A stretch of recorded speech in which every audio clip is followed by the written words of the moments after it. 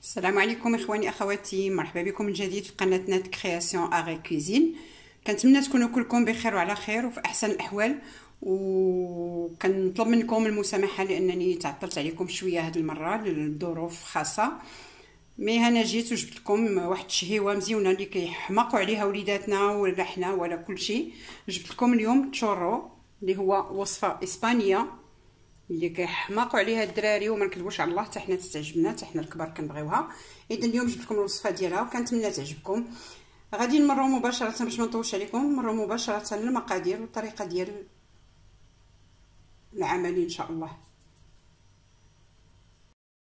اذا اخواني اخواتي غادي نمروا مباشره للمقادير والطريقه ديال العمل ديال هاد التشورو اللي شفتيوه في المقدمه. اول حاجه غادي نحتاجوها هي الدقيق بطبيعه الحال. هنا عندي 200 غرام ديال الطحين، ما يعادل 2 الكيسان ديال العنبه، الكاس السحري كيف كنقول لكم دائما. عندي 2 البيضات، ما غاديش نستعملهم 2 في الاول، غنستعمل الاولى وحده، والا عطلت على الثانيه عاد غنزيدها. عندي الملحه، قبصه الملحه. عندنا واحد فاني باش غادي نسمو، واحد الخنشه ديال فاني. عندي 2 كيسان ديال الماء، مقدار 2 كيسان ديال الطحين كنديروا 2 كيسان ديال الماء. عندي معلقه ديال الزبده كبيره، وعندي 2 معالق ديال السنيده. اذا غادي نمروا مباشره لطريقه العمل. غادي ناخذ واحد الاناء كاسرونه اللي غادي نوضع فوق البوطه كيف كتشوفوا، اللي خصو ضروري يكون كيستحمل ما يكونش كيلصق باردون. اذا غادي ندير اول حاجه كنخوي الماء هو الاول في الكاسرونه ديالي، غنزيد عليه الزبده اللي عندي، غنزيد سنيده، غنزيد داك الساشيه ديال الفاني باش غنسمو. واللي بغى ينسم بالقشور الحامض يمكن له ينسمو بالقشور الحامض، تيجي حتى هو تيجي لذيذ. وعندي الملحه، غادي نضيف شويه د الملحه بطبيعه الحال ماشي بزاف، وغادي نوضع الخليط ديالي فوق النار يغلي على ما تذوب داك الزبده كلها، وغادي نرجع نوريكم شنو غادي نديرو. اذا هانتوما كتشوفوا الزبده ديالي هي كتذوب، غندوب داك السكر اللي درنا سنيده مع الملحه والزبده وفاني حتى يذوبوا مزيان. خصنا حتى تذوب الزبده مزيان ويبدا الماء يغلي. عاد يمكننا نزيدو عليه الدقيق. كيجي هاد الشورو كيجي مقرمل، تيجي غزال، واخا يبات ليله كامله ويصبح الصباح كيصبح غزال. مجرد تسخنوه ديروا له عسيله ولا ديروا له زبيده وعسيله وتسخنوه عاود لوليداتكم وياكلوا. هادشي الا درتيوه بزاف، اما هو تبارك الله الدراري ما تيخليوش شحال ما صوبتي ديال الشورو تياكلوا. اذا هانتوما كتشوفوا الماء ديالي ها هو دا مازال ما طلعش الغليه، نزيد عليه البوطه شويش باش ما نتعطلوش عليكم. اذا كيف كتشوفوا الماء ديالي ها هو بدا كيغلي، هو طلع ليا. غادي ناخذ الدقيق ديالي وغادي نخويه ساعه وحده، ماشي شويه بشويه كله، وغنخلط وغنهزهم فوق النار، ما نخليش فوق النار، غادي نهزوهم فوق النار. وغادي انا طفيت عليه العافيه، وغادي نخلط العجينه ديالي حتى غادي تجمع لي كلها وتولي اون بات وحده. دابا انا طفيت العافيه، نتوما كتشوفوا انا غير بمغرفه ديال الخشب تنخلطو.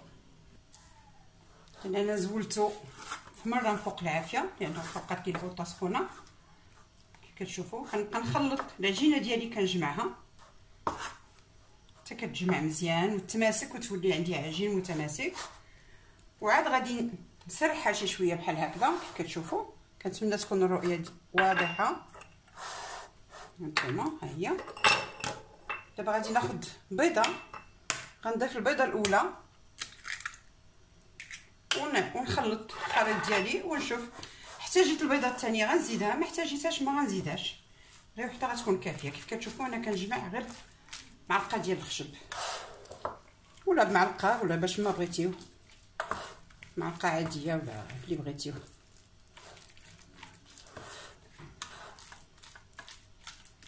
في نفس الوقت حنا كنخلطو والعجين تيبرد باش كيعطينا الطوع نجمعوه من بعد. هانتوما كيف كتشوفوا.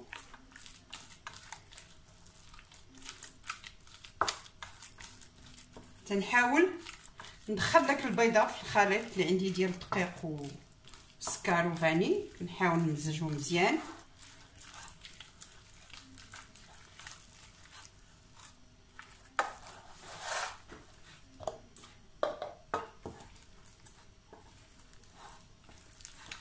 هي حتى كتجمع لي العجينه مزيان.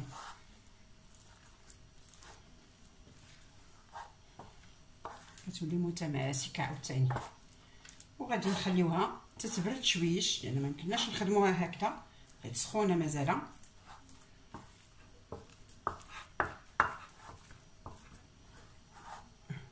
هانتوما العجينه هي تجمعات كامله،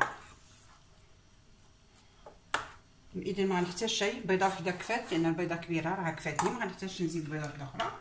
دابا غنخليها ترتاح غير واحد شويش جهد ما تبرد شويه باش تعطيني الطعم الخدمه، باش ما تحرقنيش في يديا وصافي. وانا غنوريكم الطريقه باش غادي نخدموها.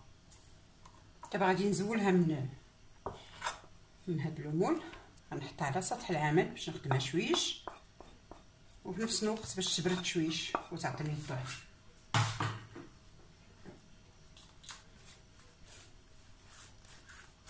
ما كنعركوهاش بزاف باش ما تجيناش متقطعه، غير جهد ما كنجمعوها وصافي. ماشي باش كتولي لنا عجين متماسك كيف كتشوفوا. ها هي رطبه وخفيفه، ما قاصحاش، ما كتلصقش في اليد نون بلو. دابا غنوضعها في هادي، وغنحتاجو لهاد المول هذا. انا غنخدمها غير بهذا ديال البوق العادي ديال السبع وصافي، لان ملي كنخدمها بصراحه بلا بوش ادوي كتعذب شويش. هكذا مباشره كناخذوا شويه ديال العجينه وتنبداو ندفعو ونصوبو، يا اما كندوروها مباشره على صبعنا كيف كتشوفوا هكذا. كيف كتشوفوا ها هي دي، كنصوبهم وكنحطهم جانبا حتى كنكمل العجين ديالي كله، يا اما كندير حربول طويل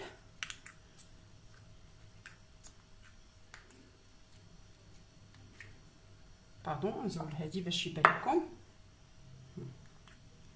كنبقى كندفع العجينه ديالي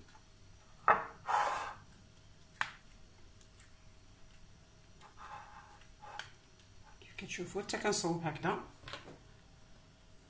وكنبقى ناخذ العجينه ندويها على صبعي وكنقطع، كنحط طرف على طرف وكنقطع وكنبرك عليه باش ما يتحليش ملي نكون كنقلي. هانتوما نعاود لكم العمليه. ها هي دي، هاد الطرف هذا دائما كنطويوه باش ما يتحناش العجينه.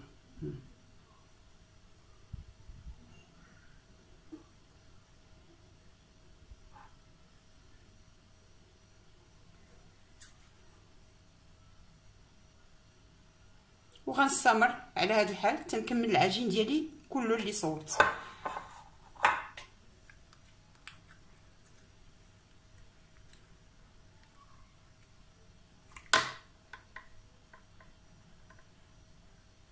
دائما كنلقيو الريوس بجوج باش ما يتحلولناش في المقله. وبالنسبه اللي بغات ديرهم طوال غادي نصوبوهم بحال شكل ديال سيغار طوال اوسي. غندير لكم هكذا وهكذا بحال كي كنصوبو. شحال هادي كنا كنصوبو كيف تنقولوا له بشكيطو د الماكينه، لان ما غيمكنليش نقليهم دابا، على الاقل على ما يبردوا شويش لان مازال العجينه عندي سخونه.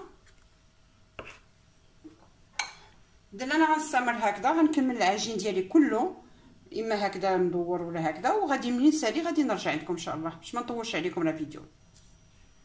اذا كيف كتشوفوا يا اخواني اخواتي، انا الخليط ديالي انا كملته داك القدر اللي درت ديال الدقيق وديال الماء والبيض، ها اللي عطاني. هانتوما كتشوفوا تبارك الله راه كيعطي الخير والبركه بالنسبه للكوتي وبالنسبه للفطور الصباح.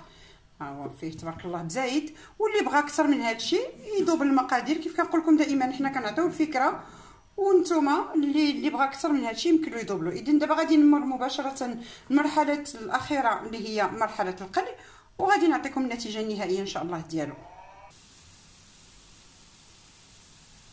اذا الشورو ديالنا هو كيتقلب كيف كتشوفوا. كنديروا الزيت بزيت لان بحال الشفنج كيبغيو الزيت تكون كثيره ماشي قليله. وغادي ناخذ قطيب ديال الخشب هكذا، عويدات الخشب ولا شي حويجه باش غادي نبدا نقلب، ولكن حتى يدخلهم الطياب كما كتشوفوا. الزيت خصها تكون سخونه مزيان.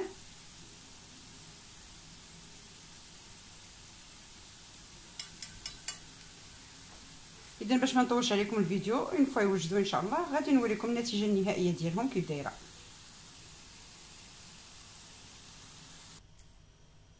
اذا كيف كتشوفوا اخواني اخواتي النتيجه النهائيه ديالنا ديال التشورو هي هذه. هانتوما كيف كتشوفوا ها هو اللي درناهم سبيعات، كاينين اللي درتهم سكر كاينين اللي خليتهم بلاش. ها هما واللي مدور ها هو هذا. دونك عندنا الاختيار نديروا لهم بالسكر. انا درت لهم هنا، انا كاين السكر هنا سنيده وكاين لو شوكولا، كاين اللي تيبغيهم بلو شوكولا عاوتاني. ها هما تيجيو رائعين ما شهيتكم فيهم. كنتمنى ان الفيديو ديال هذا النهار تعجبكم وانكم تجربوا هذا التشورو عندكم في الدار لوليداتكم. علاش لا؟ متاكده انكم الا جربتيوه ما غيبقاش يخطاكم من الدار، لان ساهل ساهل ساهل دغيا تيوجد فرمشه عين لوليداتكم الكوتي ديالهم يجيو من المدرسه ان شاء الله. ملي تلقى ربي سراحنا ويبداو يمشيو وليداتنا للمدرسه ويرجعوا غادي يبداو يجبرونا موجدين لهم الكوتي ديالهم بشي حويجه اللي كتعجبهم وكتسرق لهم. اذا كنتمنى ما تحرمونيش من اللايك ديالكم والدعم ديالكم والمتابعه والمشاركه والبارطاج مع لي زامي ديالكم، الاصدقاء، العائله، الناس اللي كتعرفوهم كاملين. وبالنسبه للمتتبعين ديالي اللي عندي متبعيني كنشكرهم بزاف على التعليقات ديالهم الطيبه، وكنتمنى انني نكون دائما عند حسن الظن ديالهم وفي المستوى. والى فيديو قادم ان شاء الله. شكرا.